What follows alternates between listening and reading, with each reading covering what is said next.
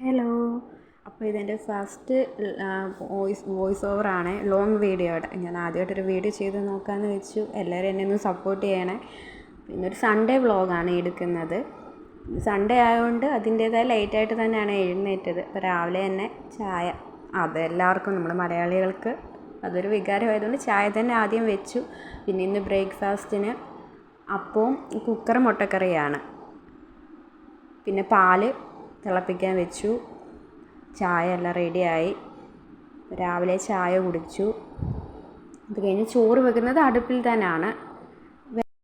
ഞാൻ ആദ്യമായിട്ടായതുകൊണ്ട് അതൊരു ബോറടിയാണെന്നറിയാം എൻ്റെ ഒരു വോയിസ്. എന്നാലും നിങ്ങളൊന്ന് ക്ഷമിച്ചേക്കണം, എന്നെ ഒന്ന് സപ്പോർട്ട് ചെയ്തേക്കണം. ഫസ്റ്റ് ടൈമാണ്. അങ്ങനെ അരി അടുപ്പിലിട്ടു. പിന്നെ അത് കഴിഞ്ഞ് രാവിലത്തെ മുട്ടക്കറി കുക്കറിൽ റെഡി ആയിട്ടുണ്ട്. അതൊരു പാത്രത്തിലോട്ട് മാറ്റി വെച്ചു. അങ്ങനെ അരി തിളച്ച് വന്നിട്ടുണ്ട്. എന്നിട്ട് അപ്പത്തിൻ്റെ മാവെല്ലാം റെഡി ആയപ്പോൾ അതിലോട്ട് ഉപ്പും പഞ്ചസാര ഇട്ട് വെച്ചു.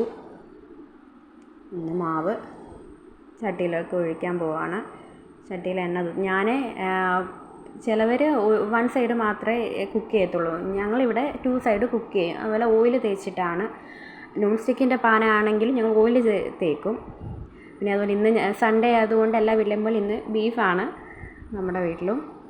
ബീഫെല്ലാം മേടിച്ചു, അരിഞ്ഞ് കഴുകി വൃത്തിയാക്കി അരിപ്പ പാത്രത്തിൽ വെച്ച് അതിൻ്റെ വെള്ളമെല്ലാം വാർന്നു പോകാൻ വേണ്ടി വെച്ചിട്ടുണ്ട്. അങ്ങനെ അരി അടച്ചിട്ടു. പിന്നെ മസാലയെല്ലാം പുരട്ടി ബീഫും നമ്മൾ അടുപ്പിലോട്ട് വെച്ച്. അങ്ങനെ ഇന്ന് ബീഫ് കറി ആയതുകൊണ്ട് പരിപ്പും പപ്പടവും ഉണ്ടാക്കാമെന്ന് വെച്ചു. അതിനുവേണ്ടി പരിപ്പ്, പയർ വേവിക്കാൻ അടുപ്പിൽ വെച്ചു. പിന്നെ അരപ്പ് എല്ലാവർക്കും അറിയാമല്ലോ, പരിപ്പ് വെക്കുന്ന അരപ്പ് എന്തുവാന്നുള്ളത്. അപ്പോൾ അത് ഞാൻ അരച്ചിട്ടു. ആവശ്യത്തിന് വെള്ളം ചേർത്തു, കടുക് വറുത്ത് ഒഴിച്ചു. അങ്ങനെ നമ്മുടെ ബീഫ് കുക്കറിൽ നിന്ന് മാറ്റി ഞാൻ കടുകൊക്കെ വറുത്തു പാത്രത്തിലോട്ട് മാറ്റിയിട്ടുണ്ട്. അങ്ങനെ പരിപ്പും പപ്പടവും റെഡി ആയിട്ടുണ്ട്, ബീഫും റെഡിയായി. പിന്നെ ഞാനിവിടെ എല്ലാം ഒന്ന് ക്ലീൻ ചെയ്യാൻ, ജോലിയെല്ലാം കഴിഞ്ഞിട്ടെല്ലാം നമ്മൾ ക്ലീൻ ചെയ്തുള്ളൂ. അങ്ങനെ ഡൈനിങ് ടേബിളും ഒക്കെ ക്ലീൻ ചെയ്തു. പിന്നെ തൂക്കാനുണ്ടായിരുന്നു, തൂത്തുവാരി. പിന്നെ റൂമിലോട്ട് വന്നു. ബെഡ്ഷീറ്റെല്ലാം കുടഞ്ഞു, റൂമെല്ലാം തൂത്ത് തലാണി കവറെല്ലാം പിടിച്ചിട്ടു. അങ്ങനെ അതെല്ലാവരും നമ്മൾ ചെയ്യുന്നതാണ്. അത് ഞാൻ ചെയ്തു രാവിലെ. അങ്ങനെ എൻ്റെ പകുതി ജോലി ഒഴിഞ്ഞു എന്ന് പറയാം. അങ്ങനെയൊന്ന് റിലാക്സ് ചെയ്ത് കുറച്ച് നേരം ഞാൻ റൂമിലൊന്നിരുന്നു. പിന്നെ അത് കഴിഞ്ഞ് തുണി കഴുകാനുണ്ടായിരുന്നു. അത് ഞാൻ മെഷീനിലിട്ട് കഴുകിയെടുത്തു. പിന്നെ ഇന്നലത്തെ തുണി ഉണങ്ങിയതുണ്ടായിരുന്നു, അതെല്ലാം ഞാൻ പെറുക്കി മടക്കി അലമാരയിൽ വെച്ചു. പിന്നെ അത് കഴിഞ്ഞിപ്പോൾ ഉച്ചയായി, 1 മണി കഴിഞ്ഞു, 1:30 പിന്നെ ഞാൻ ചോറ് കഴിക്കാൻ വേണ്ടിയിട്ട് പോയി. അങ്ങനെ ചോറെടുത്തു. ഇന്ന് സ്പെഷ്യൽ ഉള്ളതുകൊണ്ട് നമ്മൾ ഇച്ചിരി ഏറെ ചോറ് കഴിക്കുമല്ലോ. അങ്ങനെ ഞാനും ഇന്ന് കുറച്ചേറെ ചോറ് കഴിച്ചു. അങ്ങനെ ചോറ് വിളമ്പിയും പരിപ്പും പപ്പടവും ഉണ്ട്. സ്പെഷ്യലായിട്ട് നമ്മൾ കഴിക്കും. അതിൻ്റെ കൂടെ ബീഫ് കൂടെ ഉണ്ടെങ്കിൽ നമ്മൾ ഒന്നുകൂടെ ഇതാകും.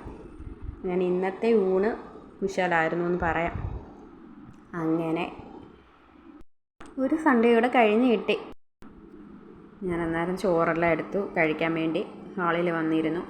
TV കണ്ടുകൊണ്ടാണല്ലോ എല്ലാവരും കഴിക്കുന്നത്. അതുപോലെയാണ് ഞങ്ങളുടെ വീട്ടിൽ. TV ഒക്കെ കണ്ട് അങ്ങനെ ഫുഡൊക്കെ കഴിച്ചു.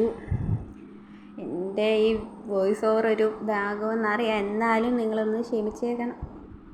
തുടക്കത്തിലായതുകൊണ്ടാണ്. നിങ്ങളുടെയൊക്കെ സപ്പോർട്ട് കൊണ്ട് ഇനി എനിക്ക് ഇതൊരു ഫുൾ വീഡിയോ ആയിട്ട് ഇടാൻ പറ്റത്തുള്ളൂ. ഇതിപ്പം ഡ്യൂറേഷൻ കുറഞ്ഞ വീഡിയോ ആണ്. ഇനിയിപ്പോൾ നിങ്ങളുടെയൊക്കെ സപ്പോർട്ട് കൊണ്ട് എനിക്ക് ലോങ് വീഡിയോസ് ഇടാൻ പറ്റൂ.